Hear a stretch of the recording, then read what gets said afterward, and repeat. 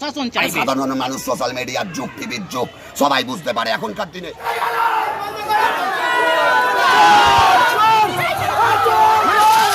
বাধা দিয়েছে, হেনস্থা আবার কি করবে? না, আগামীকাল আছে লাস্ট ডেট, তবে আর আমরা চাইবো না। এক্সডিওর কাছে আমরা পদত্যাগ দিয়ে এলাম। 3 নম্বরের কাউন্সিলর অনিন্দিতা আছে, 16 নম্বরের কাউন্সিলর অর্পিতা আছে। Enjoy a weekend at Vedam, the paradise of peace. A home away from home.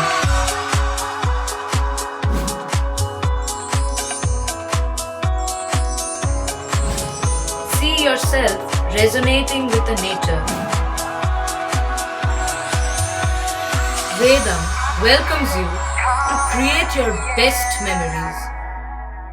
চুঁচুড়া পুরসভায় বিজেপির বিক্ষোভ, প্রাক্তন চেয়ারম্যানকে দেখে চোর চোর স্লোগান, তৃণমূল কাউন্সিলরকে লক্ষ্য করে ছোড়া হলো ডিম। বিক্ষোভের মুখে পড়ে পদত্যাগ করলেন তৃণমূলের 3 কাউন্সিলর। দুর্নীতিগ্রস্ত তৃণমূল বোর্ড নাগরিক পরিষেবা দিতে ব্যর্থ, এই অভিযোগ তুলে গেট আটকে বিক্ষোভ শুরু করে বিজেপি কর্মীরা। চুঁচুড়া পুরসভার chairman Soumitra Ghosh, vice chairman Partha Saha সহ 2 কাউন্সিলরের আগেই পদত্যাগ করেছেন। ফলে ভেঙে গিয়েছিল বোর্ড। সোমবার নতুন করে বোর্ড গঠনের মিটিং হওয়ার কথা। কে চেয়ারম্যান হবে, কে ভাইস চেয়ারম্যান হবে তা নিয়ে ছিল পুরসভায় মিটিং। সেই বোর্ড গঠন প্রক্রিয়ায় ভেস্তে দিতে বিজেপি পুরসভায় বিক্ষোভ করছে বলে অভিযোগ তৃণমূলের। পুরসভার প্রাক্তন চেয়ারম্যান বর্তমান তৃণমূল কাউন্সিলরের অমিত রায় পুরসভায় ঢুকতে গেলে তাকে লক্ষ্য করে ডিম ছোড়া হয়, চোর চোর স্লোগান ওঠে। বিক্ষোভের মুখে পড়ে আর পুরসভায় ঢোকেননি অমিত। পরে 28 নম্বর ওয়ার্ডের কাউন্সিলর দেবযানী দত্ত পুরসভায় ঢুকতে গেলে তাকে ঘিরেও বিজেপি বিক্ষোভ দেখায়। পরে স্কুটি ঘুরিয়ে পালিয়ে যেতে গেলে তাকে লক্ষ্য করে ছোড়া হয় ডিম। চুঁচুড়া পুরসভার 30টি ওয়ার্ড রয়েছে, এর মধ্যে একটি সিপিএম এর। একজন তৃণমূল কাউন্সিলর মারা গিয়েছেন, বাকি 28টি ছিল তৃণমূলের দখলে। এদিন বিক্ষোভের জেরে চুঁচুড়া পুরসভার আরও 3 কাউন্সিলর পদত্যাগ করেন। সোমবার এসডিও অফিসে কাউন্সিলর পদ থেকে ইস্তফা দিলেন শ্যামাপ্রসাদ মুখার্জি, অনিন্দিতা রাজবংশী মণ্ডল, অর্পিতা সাহা। এর আগে পদত্যাগ করেছিলেন পুরসভার chairman Soumitra Ghosh, vice chairman Partha Saha সহ কাউন্সিলর সঞ্চিতা ধর ও নির্মল চক্রবর্তী। খবর পেয়ে ঘটনাস্থলে এসে পৌঁছায় চুঁচুড়া থানার বিশাল পুলিশ বাহিনী ও কেন্দ্রীয় বাহিনী। তারপর আবার দেখছি, শুনলাম 3 দিন ধরে মিটিং হচ্ছে। কোথা থেকে হবে?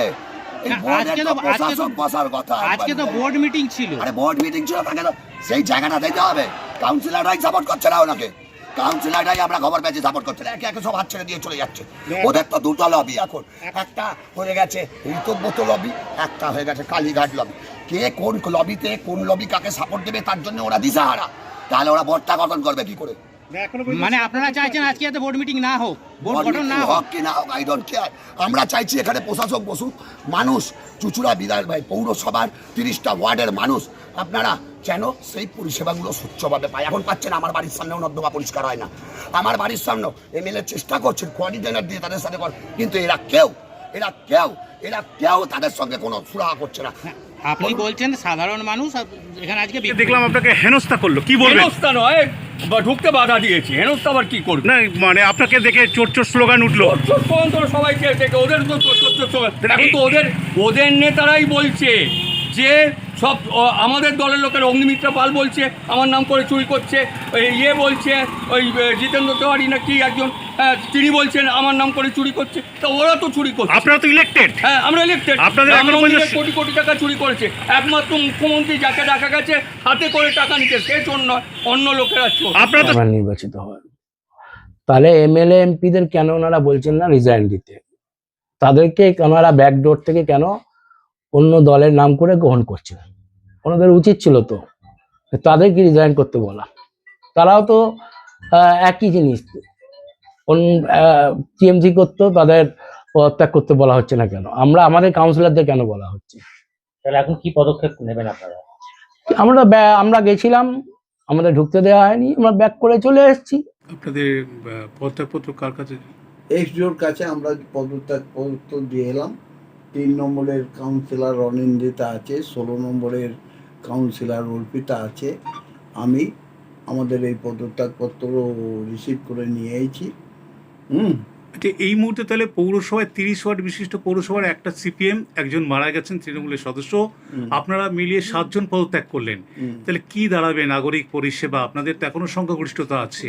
সংখ্যা গরিষ্ঠতা থাকলেও আজকে আপনাকে একটা কথা বলি, যার চেয়ারম্যান ভাইস চেয়ারম্যান চলে গেছে, তো এখন তো আমাদের হাতে কিছু নেই।